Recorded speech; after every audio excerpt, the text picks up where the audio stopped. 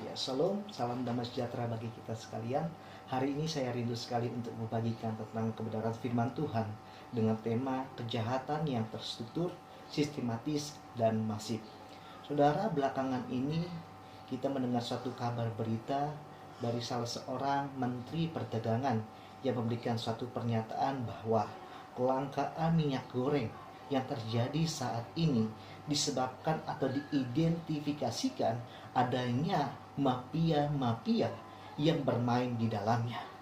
Walaupun hal ini belum terbukti secara nyata, akan tetapi jika hal ini benar-benar terjadi, maka ini merupakan satu kategori kejahatan yang terstruktur, sistematis, dan masif.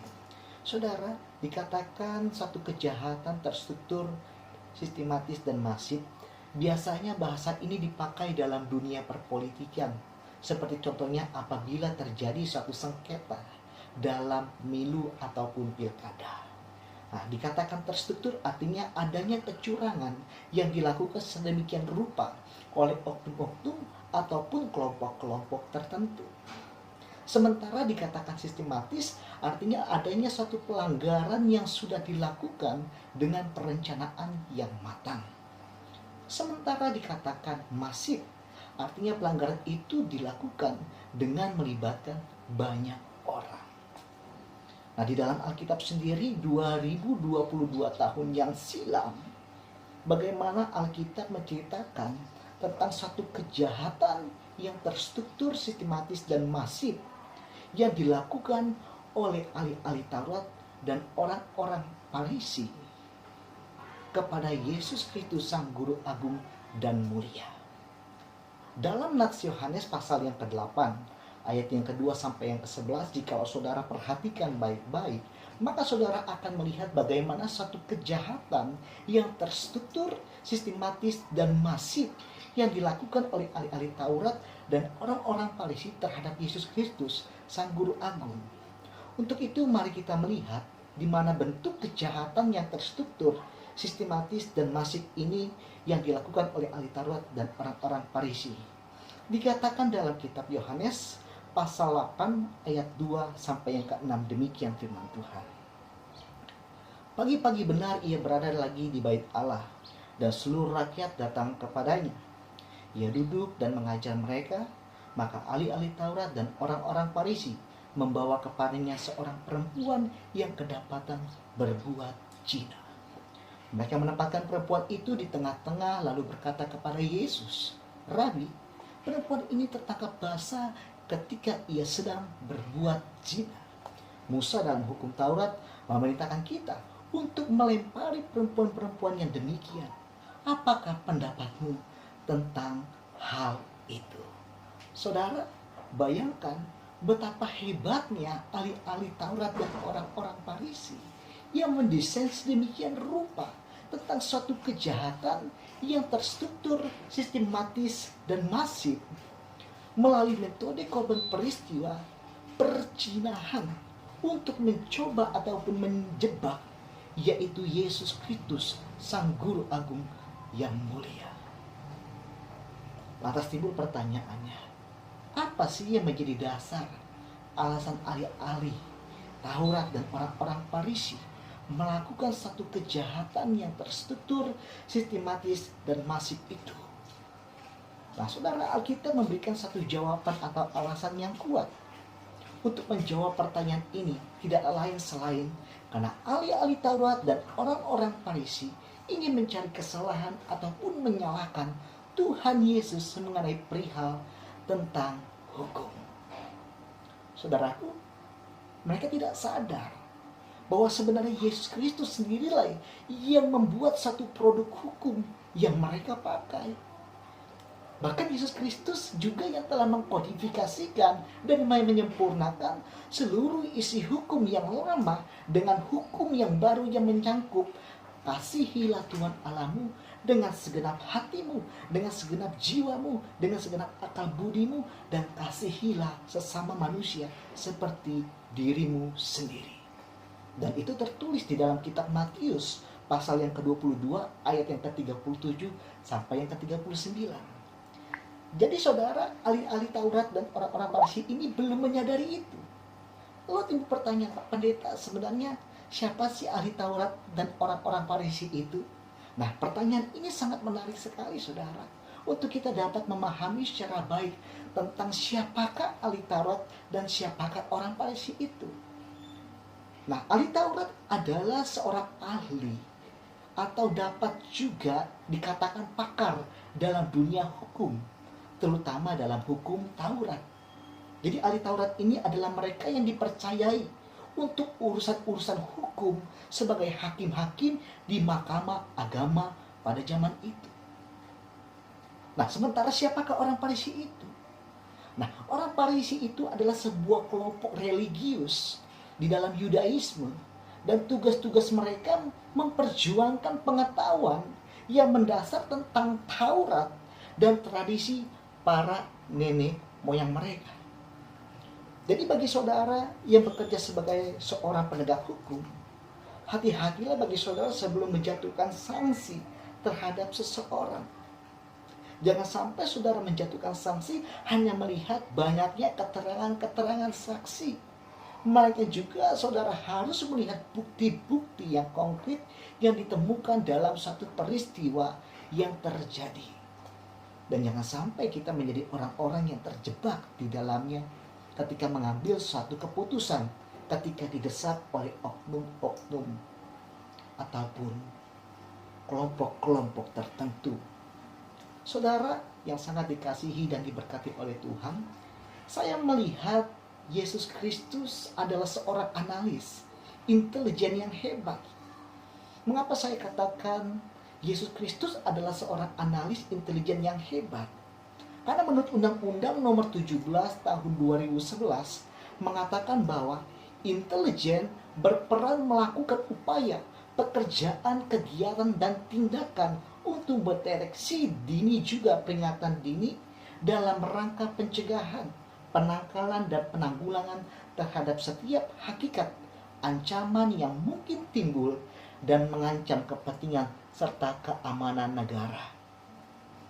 Mungkin dalam hal ini Yesus Kristus tidak sedang menjaga keamanan negara, tetapi lebih daripada itu, Yesus Kristus sedang menjaga kepentingan umat serta keamanan umat ciptaannya. Dalam hal ini Yesus melihat ada suatu ancaman yang terjadi atas dirinya, maupun juga ada ancaman terhadap korban, yaitu perempuan yang diduga melakukan perzinahan. Saudara, menarik sekali ketika Yesus Kristus sama sekali diperhadapkan dengan suatu keputusan yang harus diambil. Dipikirnya ahli Taurat dan orang-orang Farisi pada saat itu Yesus gentar terhadap perihal sengketa kasus tersebut. Akan tetapi, saudaraku, ketika ahli-ahli Taurat dan orang-orang Farisi meminta menurut Yesus apa pendapatnya ketika didapati seseorang melakukan perbuatan zina. Saudara, kalau saja Tuhan Yesus kalah dalam perdebatan sengit antara ahli Taurat dan orang Farisi, bisa saja dua hal kemungkinan besar akan terjadi. Pertama, perempuan itu akan dilempari oleh batu sampai mati. Yang kedua, Yesus Kristus akan disalahkan mengenai kepatuhannya terhadap hukum. Tetapi kita bersyukur karena Yesus Kristus adalah seorang intelijen yang hebat.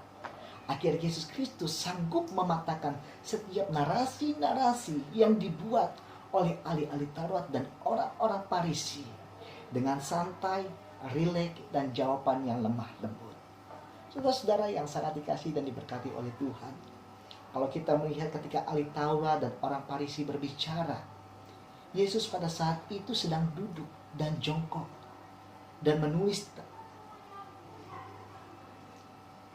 Artinya, kalau boleh saya berasumsi, Yesus sedang melakukan analisa intelijen terkait peristiwa kasus perzinahan yang dibawa oleh ahli-ahli Taurat dan orang-orang Farisi di hadapannya. Dan alangkah luar biasanya lagi saudara, ketika ahli Taurat dan orang Farisi menantikan jawaban argumen daripada Tuhan Yesus itu sendiri, Yesus dengan cara santai, ia berdiri dan mencoba memaparkan argumentasinya.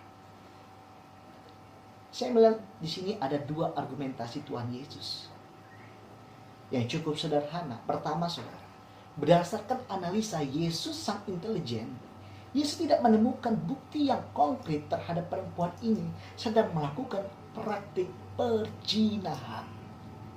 Bahkan orang Farisi pun dan ahli-ahli Taurat pun tidak dapat membuktikan laki-laki atau pria yang berzina dengan perempuan itu. Sementara argumentasi Yesus yang kedua, kita melihat bagaimana ketika ahli-ahli dan orang Farisi mencoba memakai hukum Taurat untuk menjebak Yesus Kristus mengenai perzinahan. Akan tetapi menariknya Yesus menggunakan peraturan hukum yang dibangun oleh dirinya sendiri. Yesus malah bertanya balik kepada ahli-ahli Taurat dan orang-orang Farisi. Dikatakan pada ayat yang ke-7. Dan ketika mereka terus-menerus bertanya kepadanya, ia pun berdiri lalu berkata kepada mereka, barang siapa di antara kamu yang tidak berdosa, hendaklah ia pertama yang melempari batu kepada perempuan ini. Saudara, coba perhatikan bagaimana ketika sang guru agung memberikan jawaban atas sebuah kasus rekayasa kejahatan yang terstruktur, sistematis, dan masif itu. Yesus sangat tenang, rileks, dan santai. Bahkan ia menjawab dengan lemah lembut. Jadi jika hari ini ada di antara kita dipanggil sebagai seorang penegak hukum dalam menangani suatu peristiwa kejahatan yang terstruktur, sistematis, dan masif, saudara bisa belajar sebelumnya memutuskan suatu perkara. Hendaknya terlebih dahulu saudara menganalisa dan mencari bukti-bukti konkret terhadap peristiwa ataupun perkara hukum yang saudara saat ini tangani. Atau mungkin juga jika di antara saudara korban dari suatu kejahatan yang terstruktur, sistematis, dan masif, sebagai orang percaya saudara tidak perlu melakukan pembelaan diri ataupun pembenaran atas diri saudara. Karena yang akan membela layaknya seorang perempuan yang dibawa oleh ahli-ahli Taurat di hadapan Tuhan Yesus karena didapati perzinahan. Ternyata yang membela perempuan itu adalah sang pembuat hukum itu sendiri, dan dia bernama Yesus Kristus, Tuhan kita.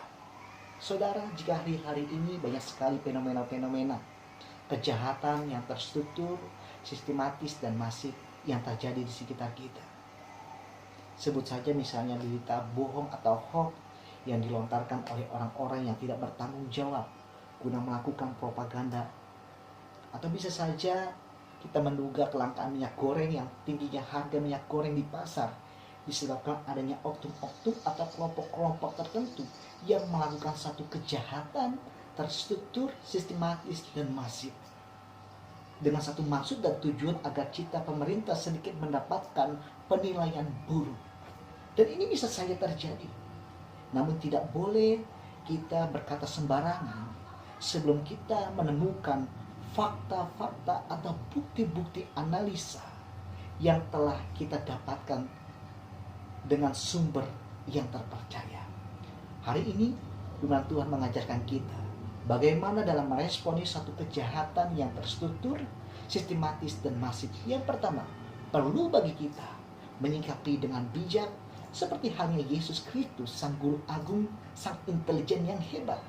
Ketika mengatasi permasalahan satu kejahatan yang terstruktur dan sistematis dan masif, yang melakukan analisa untuk mencari bukti-bukti kebenarannya. Yang kedua, jangan cepat mengambil keputusan sebelum saudara menganalisa permasalahan dengan baik dan bijak. Biarlah firman Tuhan pada hari ini yang saya bagikan dapat memberkati kita semua yang menonton video ini. Indonesia hebat, Indonesia kuat, Indonesia bersatu.